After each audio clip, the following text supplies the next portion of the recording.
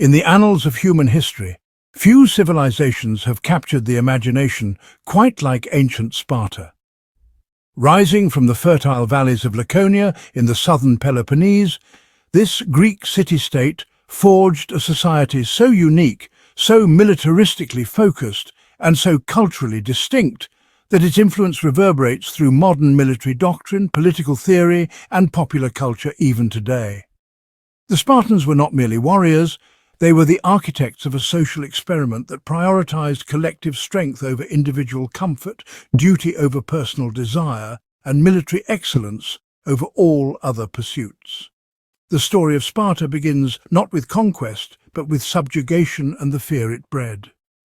Around the 8th century BCE, the Dorian Greeks, who would become the Spartans, conquered the fertile region of Messenia, enslaving its population and creating the Helot system that would define Spartan society for centuries.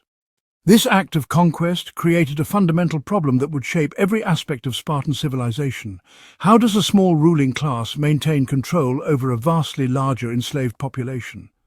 The answer they developed was as brilliant as it was brutal, transforming every free Spartan male into a professional soldier whose entire life was dedicated to maintaining their military supremacy. The legendary lawgiver Lycurgus, though his historical existence remains debated among scholars, represents the mythical foundation of Spartan society.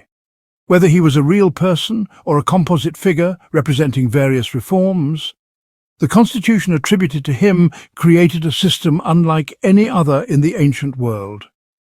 This constitution, or Great Retra, established the unique dual monarchy, the council of elders known as the Gerousia, and the assembly of citizens called the Ecclesia.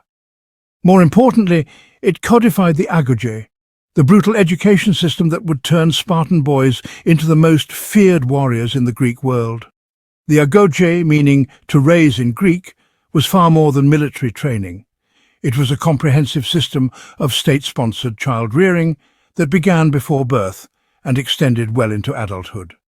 The program was first instituted by the lawgiver Lycurgus and was integral to Sparta's military dominance. Spartan women, unlike their counterparts elsewhere in Greece, received physical training and education because healthy mothers produced healthy warriors. They exercised, competed in athletics, and were encouraged to be strong and outspoken. This was not born from progressive ideals, but from the practical necessity of breeding superior soldiers. The moment a Spartan boy was born, his fate was determined not by his parents, but by the state. Infants were examined by a council of elders who decided whether they were physically fit to serve Sparta. Those deemed too weak or deformed were left to die on Mount Taygetos, a practice that, while shocking to modern sensibilities, reflected the Spartans' absolute commitment to military efficiency. Those who passed this first test remained with their mothers until age 7, when their real education began. At 7, Spartan boys were taken from their families and placed in the Agoge system. They were organized into groups called archaeological, led by older boys and supervised by state-appointed officials called paidonomoi. The training was deliberately harsh, designed to strip away individual weakness and forge collective strength. Boys were given minimal clothing, a single cloak that had to serve them year-round, and were fed deliberately insufficient rations. They were encouraged to steal food, not to develop criminal behavior, but to learn resourcefulness and stealth. However, if caught stealing, they were severely punished, not for the theft itself, but for their lack of skill in avoiding detection.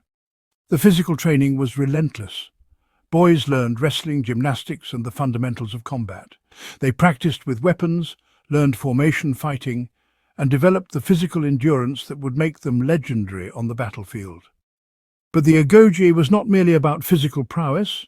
It instilled a particular mindset, a way of thinking that prioritized the collective over the individual. Boys learned to speak concisely and with precision, giving rise to the term laconic, derived from Laconia, Sparta's region. They memorized poetry and songs that celebrated Spartan values and military achievement. Perhaps most importantly, the Agoge taught boys to endure pain without complaint. Stories abound of Spartan youth who would allow themselves to be severely injured rather than show weakness.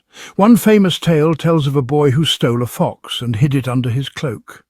When questioned by his instructors, he allowed the fox to claw his flesh to ribbons rather than admit to the theft, ultimately dying from his wounds without making a sound. While this story may be apocryphal, it illustrates the Spartan ideal of endurance and commitment to duty above personal welfare. The culmination of the Agoge came with the Kryptos, a secretive ritual that marked the transition from adolescence to manhood. Young Spartans were sent into the countryside with minimal supplies and tasked with surviving while conducting surveillance on the Helot population. This served multiple purposes.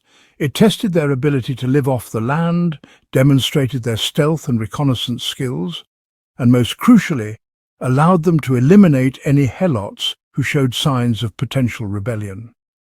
This practice, known as the Krypteia, was both a coming-of-age ritual and a systematic campaign of terror designed to keep the enslaved population in check.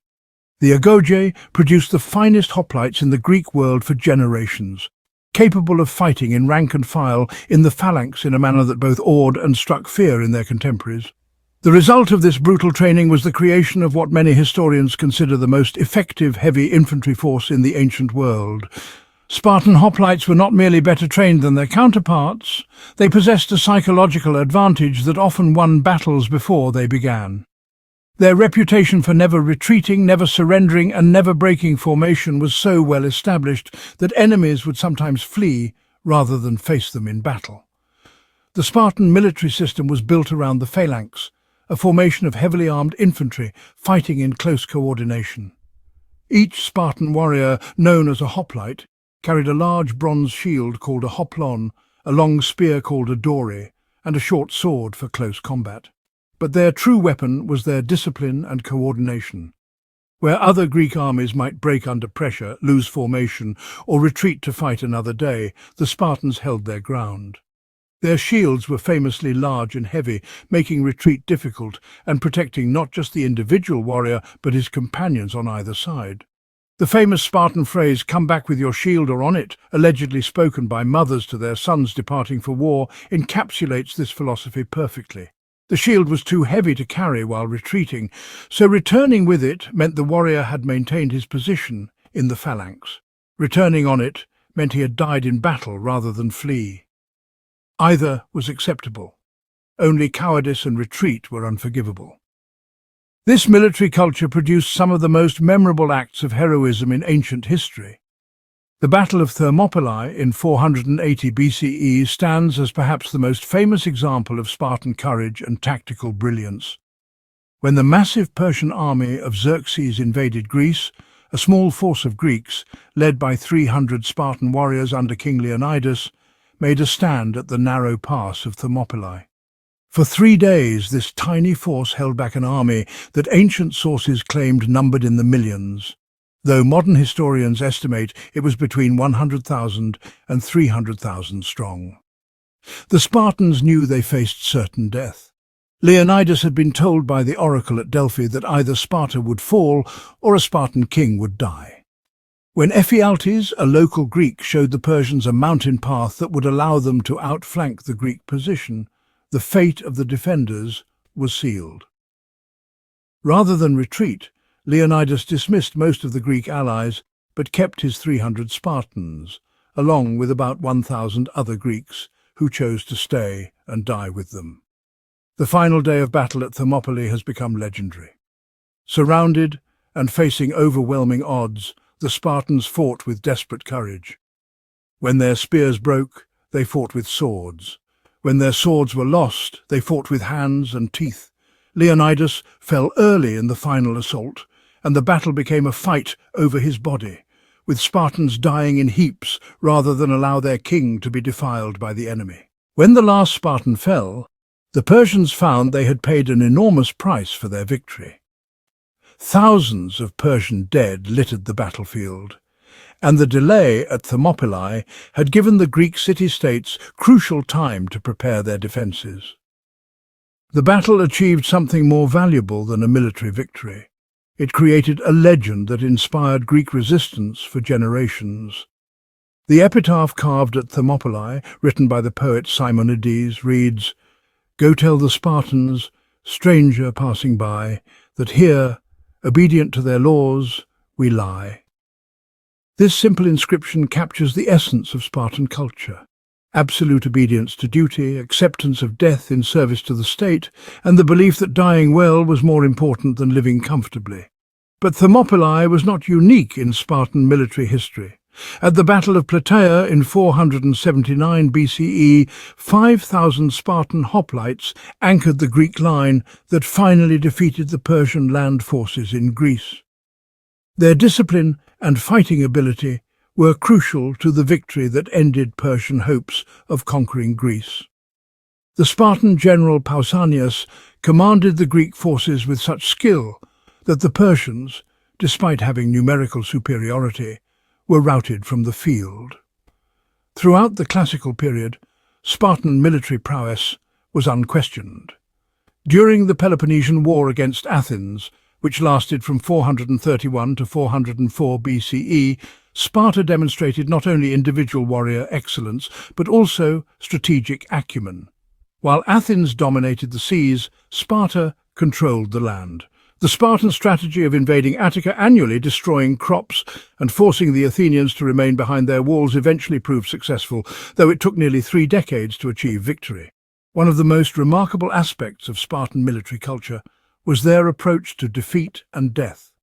Where other armies might celebrate survival and retreat to fight another day, Spartans viewed death in battle as the highest honor. This created a psychological dynamic that made them extraordinarily difficult to defeat. Enemies knew that Spartans would never surrender, never retreat, and never break, which meant that any battle against them would be fought to the bitter end.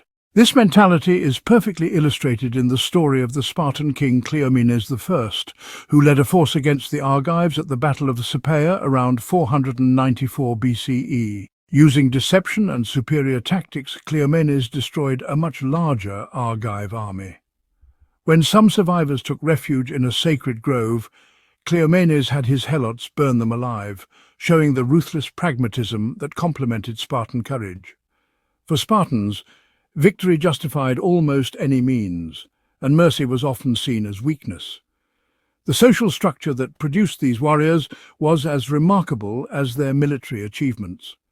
Spartan society was divided into 3 main classes: the Spartiates, or homoioi, the full citizens; the perioeci, free but non-citizen inhabitants; and the helots, enslaved agricultural workers. The Spartiates were the warrior elite, perhaps never numbering more than 8,000 to 10,000 adult males at Sparta's peak.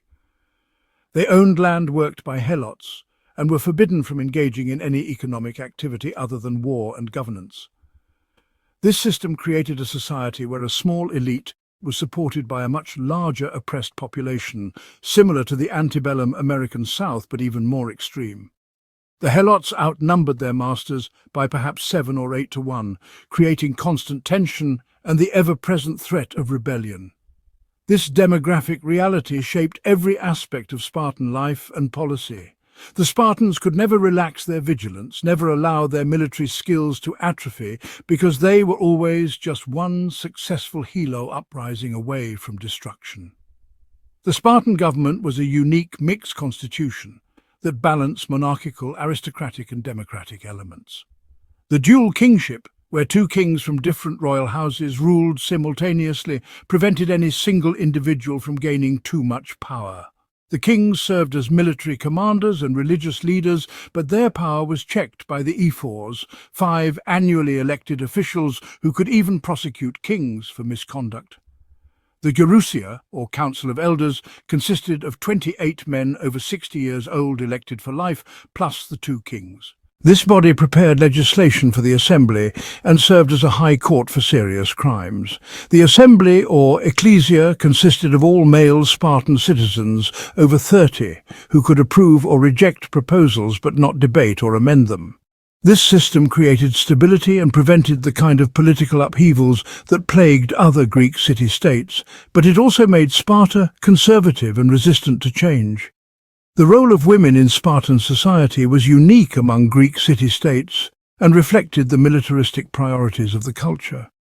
Unlike Athenian women, who were largely confined to their homes, Spartan women enjoyed considerable freedom and respect. They were educated, participated in athletic competitions, and could own property.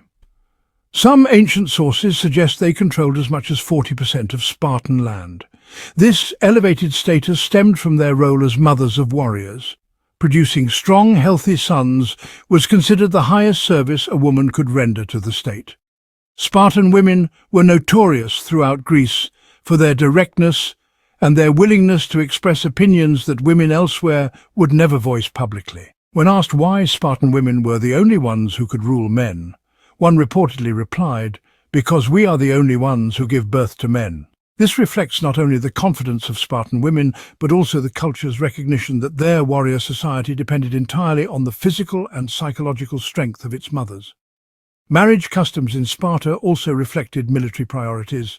Men typically married in their late 20s or early 30s, but they continued to live in military barracks and could only visit their wives secretly at night. This arrangement was designed to maintain military discipline while ensuring the production of children. Divorce was easy and carried no stigma if it served the state's interests, and there are even accounts of Spartans sharing wives to produce more children or to improve bloodlines. The economic system of Sparta was as unusual as its social and political structures. The Spartiates were forbidden from engaging in trade or craft production, which were left to the perioeci. All citizens received equal plots of land worked by helots, and this land could not be sold or subdivided. The goal was to maintain equality among the warrior class and prevent the accumulation of wealth that might lead to political division. This system had significant limitations. Because Spartans could not engage in commerce, they remained relatively poor compared to other Greek cities. Their isolation from trade also made them suspicious of foreign ideas and resistant to innovation. While Athens was developing democracy, philosophy and art, Sparta remained focused almost exclusively on military excellence. The Spartan educational system extended beyond the Agoge to encompass their entire approach to knowledge and culture. While they were not as intellectually sophisticated as the Athenians, Spartans were not ignorant or uncultured. They valued music and poetry, particularly compositions that celebrated military virtues and Spartan achievements. The poet Tyrtaeus, who lived in the 7th century BCE, wrote stirring verses about the glory of dying for one's country that were memorized and sung by Spartan soldiers. Spartan religion was integrated into their military culture in ways that reinforced their warrior ethos. They worshipped the same gods as other Greeks, but emphasized aspects that supported their values. Apollo, the god of music and prophecy, was particularly important, and the Spartans were famous for their devotion to oracular pronouncements. Before any major military expedition, they would consult the oracle at Delphi, and they wouldn't march to war during certain religious festivals, even when military necessity suggested they should. The festival of Carnea, held in honor of Apollo, was so sacred to the Spartans that they delayed their march to Marathon in 490 BCE and nearly missed Thermopylae 10 years later because of religious obligations. This demonstrates how thoroughly their religious beliefs were integrated with their military discipline. They would rather risk military defeat than offend the gods. The Spartans' influence on military theory and practice extended far beyond their own borders and time period. Their emphasis on discipline, training, and unit cohesion became foundational principles of military organization that persist today. The Spartan Agoge has significantly influenced modern military training programs across the world, emphasizing physical endurance, discipline, combat proficiency, and psychological resilience. Modern military academies, from West Point to Sandhurst, incorporate elements derived from Spartan training methods. The emphasis on physical hardship, mental toughness, and collective identity over individual comfort can be traced directly back to the Agoge system.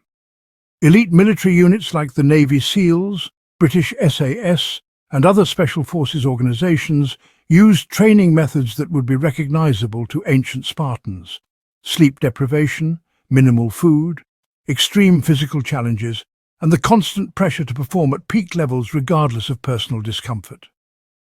The Spartan concept of never leaving a fallen comrade behind has become a fundamental principle of modern military ethics. The phrase "no one left behind" echoes the Spartan commitment to fighting for their fallen king at Thermopylae, or their tradition of returning either with their shield or on it. This principle has shaped military doctrine and the warrior ethos of countless armies throughout history. However, the Spartan system also contained the seeds of its own destruction. The rigid social hierarchy, the dependence on enslaved labor, and the resistance to change that made them militarily supreme also made them incapable of adapting to changing circumstances. As warfare evolved and other Greek cities developed new tactics and technologies, Sparta's inflexibility became a weakness rather than a strength. The Battle of Leuctra in 371 BCE marked the beginning of Sparta's decline. The Theban general Epaminondas used innovative tactics, including a weighted left wing and coordinated cavalry support, to decisively defeat a Spartan army. More importantly, the battle demonstrated that Spartan military supremacy was not inevitable or permanent. The loss shattered the myth of Spartan invincibility and encouraged other Greek cities to challenge their dominance. The fundamental problem was demographic. The exclusive nature of Spartan citizenship meant that their warrior class never grew large enough to sustain prolonged warfare. Casualties in battle, natural disasters like the earthquake of 464 BCE, and the gradual decline in birth rates among the elite meant that by the 4th century BCE there may have been fewer than 2,000 full Spartan citizens. A military system designed for a larger population could not function effectively with such small numbers. Additionally, the rigidity that had made Spartans so effective in traditional hoplite warfare became a liability as military technology and tactics evolved. They were slow to adopt new weapons, new formations, and new strategies. While other Greek cities were experimenting with light infantry, cavalry, and siege weapons, Sparta continued to rely almost exclusively on heavy infantry tactics that had served them well for centuries, but were no longer sufficient for military dominance. The helot system, which had provided the economic foundation for Spartan military culture, also became increasingly unstable.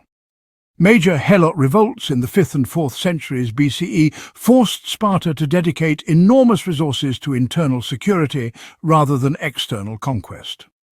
The liberation of Messenia by Thebes in 369 BCE removed nearly half of Sparta's agricultural base and helot population, crippling their ability to maintain their traditional lifestyle. Despite their eventual decline, the Spartans' influence on Western political thought has been profound and enduring. Political philosophers from Plato to modern theorists have grappled with the Spartan model of society. Plato's Republic incorporates elements of Spartan communalism and the subordination of individual desires to collective good.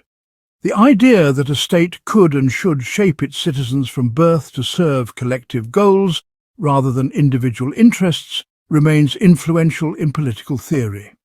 The Roman Republic incorporated numerous Spartan elements, including the emphasis on military service as the foundation of citizenship, the veneration of ancestral customs, and the belief that luxury and individual wealth were threats to social cohesion. Roman authors like Plutarch wrote admiringly of Spartan institutions and used them as models for Roman behavior. Modern totalitarian states have also drawn inspiration from Spartan models, though often distorting them beyond recognition. The Nazi emphasis on physical fitness, military training, and the subordination of individual will to state purposes echoed Spartan themes, though applied in ways that would have been foreign to actual Spartans. Similarly, communist states have sometimes pointed to Spartan economic equality and communal childrearing as precedents for their own policies. However, it is important to recognize that admiration for Spartan military virtues should not extend to uncritical acceptance of their social system. The Spartan way of life was built on the systematic oppression of the helot population, and their military excellence came at the cost of cultural, intellectual, and economic development.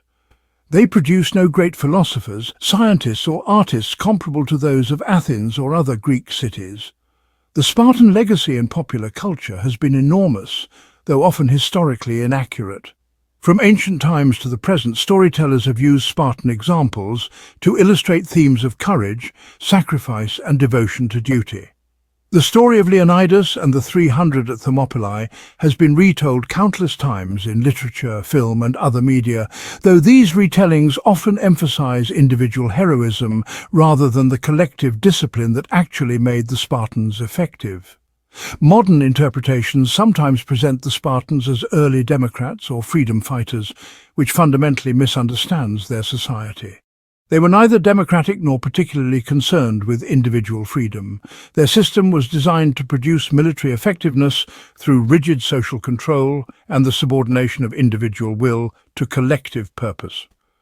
Understanding this is crucial to learning the right lessons from their example. The military innovations of Sparta extended beyond individual training to encompass strategic thinking and tactical development.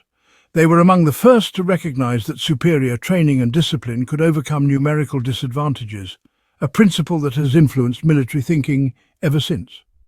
Their emphasis on logistics, intelligence gathering, and strategic patience demonstrated that effective warfare required more than just courage in battle. The Crypteia system, despite its brutal nature, represented an early form of special operations warfare. The young Spartans who participated in these missions learned reconnaissance, survival skills, and psychological warfare that would serve them well in conventional battles. The intelligence they gathered about Helot activities and potential rebel leaders was crucial to maintaining internal security. Spartan approaches to leadership were also influential. Their dual monarchy system, while unique, demonstrated the value of shared command and checks on individual power. Military decisions were made collectively, with input from experienced commanders and consideration of religious and political factors. This collaborative approach to leadership contrasts with the autocratic style often associated with warrior cultures. The concept of military professionalism that characterizes modern armies owes much to the Spartan example. They were perhaps the first society to recognize that effective warfare required full-time dedication to military skills rather than part-time service by citizen soldiers. This professionalization allowed them to achieve levels of tactical sophistication and battlefield effectiveness that part-time warriors could not match. The psychological aspects of Spartan training have been particularly influential in modern military education. Their recognition that mental toughness was as important as physical strength led to training methods designed to build psychological resilience. The ability to function effectively under extreme stress, to maintain discipline in chaotic situations, and to subordinate personal fear to collective purpose are all psychological skills that modern militaries still work to develop in their personnel. Spartan approaches to unit cohesion and morale remain relevant to contemporary military organization. Their understanding that soldiers fight not just for abstract causes but for their comrades beside them has become a cornerstone of modern military psychology. The bonds forged through shared hardship in training and combat create the trust and mutual dependence that make military units effective in battle. The decline of Sparta also offers important lessons about the limitations of military-focused societies. Their inability to adapt to changing circumstances, their demographic constraints, and their dependence on an unsustainable social system all contributed to their eventual fall from prominence. These failures demonstrate that military excellence alone is not sufficient for long-term survival and prosperity. The environmental and economic factors that influence Spartan development deserve attention as well. The geography of Laconia, with its fertile valleys and natural defences, shaped the initial development of Spartan society. The conquest of Messenia provided the agricultural base that allowed the warrior class to dedicate themselves entirely to military pursuits. Understanding these material foundations helps explain both the success and eventual failure of the Spartan system. Climate and natural disasters also played crucial roles in Spartan history. The Great Earthquake of 464 BCE, which killed thousands and triggered a major Helot revolt, demonstrated the vulnerability of their system to external shocks. Their recovery from this disaster showed the resilience of their institutions, but it also revealed the demographic fragility that would eventually prove fatal. The international relations of Sparta provide insights into how military reputation can become a form of political power. Other Greek cities often deferred to Spartan wishes, not because of immediate military threat, but because of their reputation for invincibility. This soft power allowed Sparta to influence events throughout the Greek world without constantly resorting to force. However, this reputation also created expectations that eventually became impossible to meet. As other cities developed their own military capabilities and Spartan numbers declined, the gap between reputation and reality became increasingly apparent. The loss at Leuctra was so shocking precisely because it contradicted centuries of assumptions about Spartan military supremacy. The religious and cultural aspects of Spartan society were integral to their military system in ways that are often overlooked. Their festivals, rituals, and religious observances all reinforced the values and behaviors that made them effective warriors. The integration of military and religious life created a comprehensive worldview that sustained their unique culture for centuries. The role of ancestral custom in Spartan society demonstrates the power of tradition in maintaining social cohesion. Their claim that their institutions came from the legendary Lycurgus gave them a sacred quality that made change difficult and preserved military effectiveness across generations. This traditionalism was both a strength and a weakness, providing stability but preventing adaptation. The Spartan approach to education extended far beyond the Agoge system to encompass their entire approach to human development. They believed that human nature could be shaped through proper training and environment, a view that has influenced educational theory ever since. Their recognition that early childhood experiences were crucial in forming adult character predates modern psychological understanding by millennia. The gender relationships in Spartan society were complex and reflected their military priorities in unexpected ways. The relative equality of women was not based on abstract principles of gender justice, but on the practical recognition that strong mothers produced strong warriors. This utilitarian approach to social organization offers insights into how military necessity can override conventional social arrangements. The economic implications of the Spartan system were far-reaching and ultimately unsustainable. Their prohibition on citizen participation in commerce made them dependent on perioeci and foreign trade for manufactured goods and luxury items. This economic isolation contributed to their eventual decline as other Greek cities grew wealthy through trade and developed the resources to challenge Spartan military dominance. The intellectual legacy of Sparta is more complex than often assumed. While they produced no philosophers comparable to those of Athens, their practical knowledge of military organization, leadership and social control influenced thinkers throughout antiquity and beyond. Their example provided data points for political theorists trying to understand the relationship between individual freedom and collective strength. The archaeological evidence from Sparta and the surrounding region has added important nuances to our understanding of their society. Recent excavations have revealed that Spartans were not as austere as their reputation suggests, at least in later periods. Luxury goods, imported pottery, and elaborate architecture indicate that the rigid equality of the classical period may have eroded over time, contributing to their military decline. Recent archaeological work in Sparta has led to new narratives about the site, moving beyond old perceptions. Modern scholarship has moved beyond romanticized or purely military interpretations of Spartan society to examine the economic, social and cultural factors that made their system possible and ultimately led to its demise. The study of Sparta remains relevant today because it represents one of the most extreme examples of a society organized around military excellence.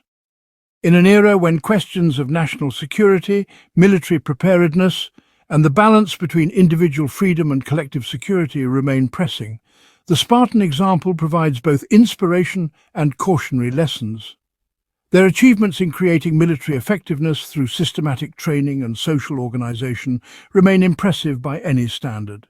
The fact that 300 Spartans could hold off a Persian army for 3 days, that Spartan hoplites were feared throughout the Greek world, and that their military reputation endured for centuries after their political decline, all testify to the effectiveness of their methods. However, the costs of this system were enormous. The oppression of the helots, the rigid social hierarchy, the limitation of citizenship to a tiny elite, and the ultimate demographic collapse all demonstrate the unsustainability of organizing an entire society around military excellence alone. The Spartan example shows both what is possible when a society dedicates itself completely to military effectiveness and what is lost when other values are subordinated to martial virtues. The continuing fascination with Sparta in modern popular culture reflects enduring human admiration for courage, discipline, and sacrifice in service of higher causes. However, it is crucial to distinguish between admiring specific virtues and endorsing the entire Spartan system. Their courage at Thermopylae and their dedication to duty deserve respect, but their social system based on slavery and systematic oppression does not. The lessons of Sparta are most valuable when viewed in context and with proper understanding of both their achievements and their failures. They demonstrate that military excellence is possible but comes at a price, that social systems must be sustainable to survive, and that adaptation is necessary for long-term success. Their example enriches our understanding of human possibilities while warning against the dangers of single-minded pursuit of any goal, even one as admirable as military effectiveness. In conclusion, the Spartans created one of history's most remarkable military cultures, achieving levels of battlefield effectiveness that have rarely been equaled. Their influence on military training, political theory, and popular culture continues to this day. However, their ultimate failure demonstrates that military excellence alone cannot sustain a civilization indefinitely. The true lesson of Sparta may be not how to create the perfect warrior society, but rather how to balance military necessity with other human values in ways that promote both security and human flourishing. Their legacy challenges us to pursue excellence while avoiding the trap of sacrificing everything else to achieve it.